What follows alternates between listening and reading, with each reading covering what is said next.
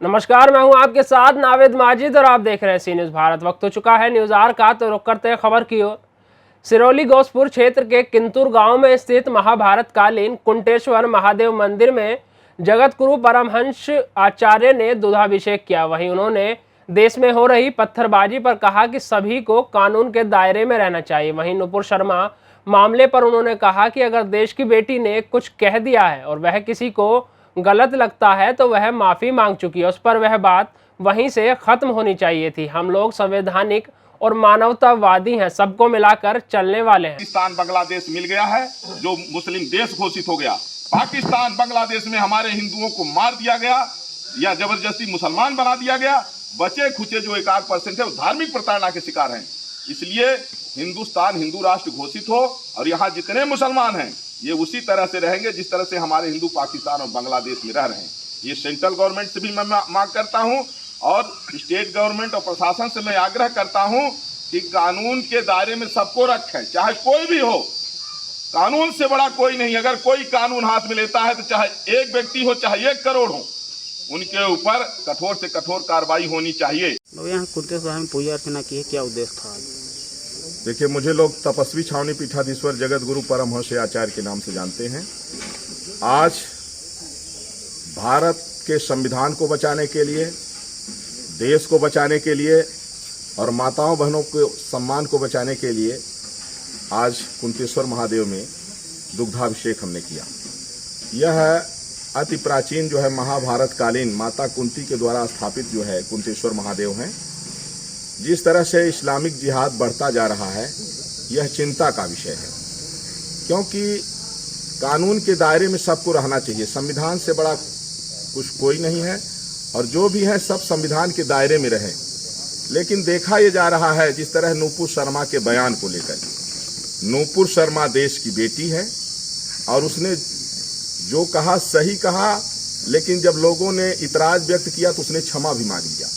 अगर कोई देश की बेटी अगर कुछ कह दिया, अगर क्षमा मांग लेती है तो उस पर वहीं से बात खत्म हो जानी चाहिए। क्या चाहते हैं कि लोग उसको फांसी हो जाए? जब उसने क्षमा मांग लिया तो उसका अपराध खत्म हो गया और उसने वो बात कही जो मुसलमानों के हदीस में लिखी है। अगर हदीस में बात गलत लिखी है तो इसका मतलब इस्लाम गलत है, और अगर बुरा लगता है तो वहां से वो बात हटा देनी चाहिए। हदीस को तो कोई हिंदुओं ने नहीं लिखा ना, वो तो मुसलमानों का ग्रंथ है। इसलिए नुपुर शर्मा के बयान को लेकर के जिस तरह से पत्थरबाजी हो रही है, मैं आज ये चेतावनी भी दे रहा हूं कि 15% के जो लोग हैं वो ये न समझें कि 85% के लोग कमजोर हैं। हम लोग कमजोर नहीं हैं, हम लोग संवैधानिक हैं, मानवतावादी हैं और हम लोग हमेशा जो है लोगों को मिला के चलने वाले हैं। लेकिन हद तो तब हो गई कि नुपुर शर्मा के बयान को लेकर के कोई जो है उसका गर्दन काटने के लिए जो है इनाम घोषित कर रहा है। इन बेशर्मों को ये नहीं पता है कि भारतीय संस्कृति में माताओं बहनों और बेटियों का सम्मान भगवान से भी बड़ा है, और जिसको माताओं बहनों और बेटियों का सम्मान करना नहीं आता वो धर्म नहीं है, वो सिर्फ आतंकवाद है।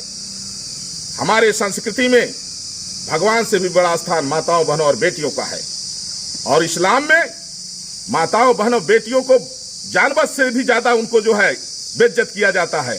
अभी तक 3 तलाक से महिलाएं पीड़ित थीं और आज भी इस्लाम में जो है हलाला होता है। हलाला माने बलात्कार। ससुर हलाला करता है बहू के साथ में, परिवार के लोग हलाला करते हैं, मौलवी हलाला करता है।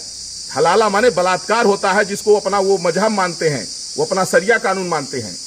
यह अत्याचार है और है जो मुस्लिम देश घोषित हो गया। पाकिस्तान बांग्लादेश में हमारे हिंदुओं को मार दिया गया या जबरदस्ती मुसलमान बना दिया गया। बचे खुचे जो 1% है वो धार्मिक प्रताड़ना के शिकार हैं।